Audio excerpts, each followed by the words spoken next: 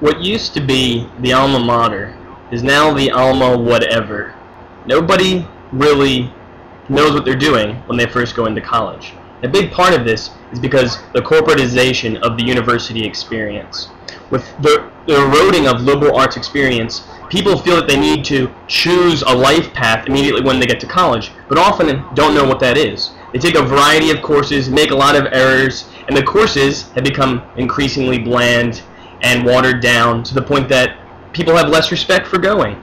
They sleep through class, and then this creates a vicious cycle where the professors don't care about those general education courses either, and the quality of education continues to go down. Rather than a year of great enlightenment, freshman year is really a year of disillusionment, when you realize that it's not really Animal House, and it's also not really the Ivy League that you're entering into. By the time that you finally have decided that maybe I should go to the library sometimes and not party every weekend, or alternatively, maybe college isn't for me, you've gone into a huge amount of debt, you've wasted a lot of your time, and you probably have become more cynical than you were when you first went in. The first year of college is really overhyped for this reason. Rather, we should go back to having a more kind of liberal arts curriculum where in your freshman year of college, you're assigned to certain kinds of courses, you're introduced to academic material.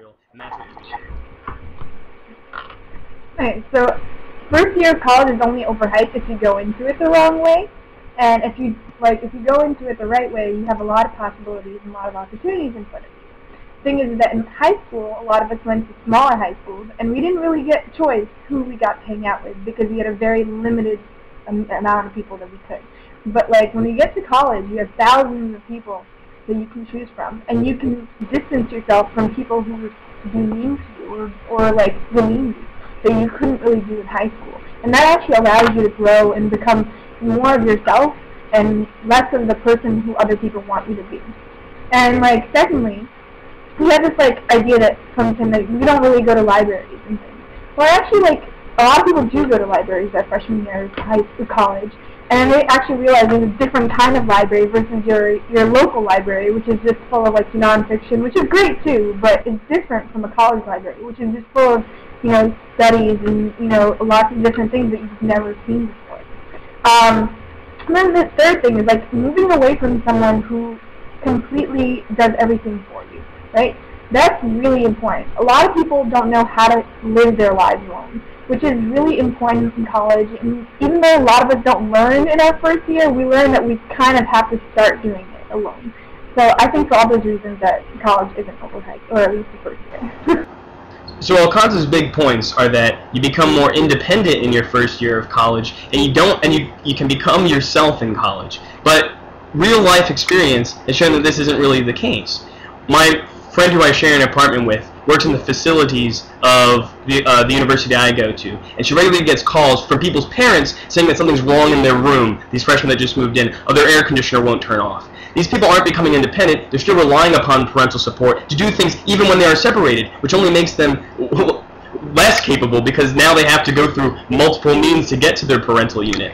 And as far as becoming yourself, that's more of like a gap ad than a reality, where picking from this variety of things, you no longer face the pressures you face in high school. What actually is different? We still have the kind of social ghettos that you have in high school, partly because of an internet age in which people get to choose what kind of material they have access to, which goes back to my point about the eroding of the liberal arts curriculum.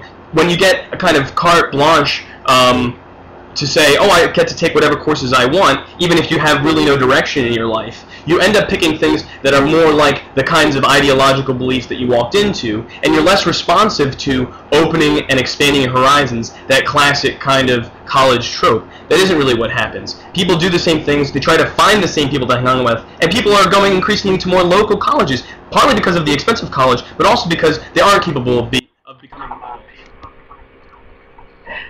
Okay, so I think Tim's example of like certain people calling helplines, or at least their parents, I think it's so limited. Like I know my parents definitely didn't call any helplines. I don't know anybody else's parents. So like if you can give us some proof, no, I'm just kidding. Of people who like if that's a really large demographic. I don't really think it is. And I know so many people have realized that you can't, that you're gonna have to start feeding yourself. That eating out of the cafeteria for 3 straight months is not going to make you feel great. And those are the kind of things that, you know, living at home, having your mom cook for you every day, you're never going to realize. Or even ordering every day or having a refrigerator that's full of food isn't going to, you know, help you realize it. So this idea that, like, you can take whatever course you want, I don't know, maybe we go to different colleges, but I definitely cannot take any course I want. Like, if I choose a major, I have to take a certain number of classes in certain kinds of classes, and I have a code, and there's like 10 classes in that code. So, like, even though it seems like a lot of freedom, there are still a lot of limitations involved that are good for us. So these limitations that you want still exist in this, like, structure that we have currently. So I don't really think it's as big of a problem as Tim is trying to blow it up to be. So yeah, so for all these reasons, no, yeah, college.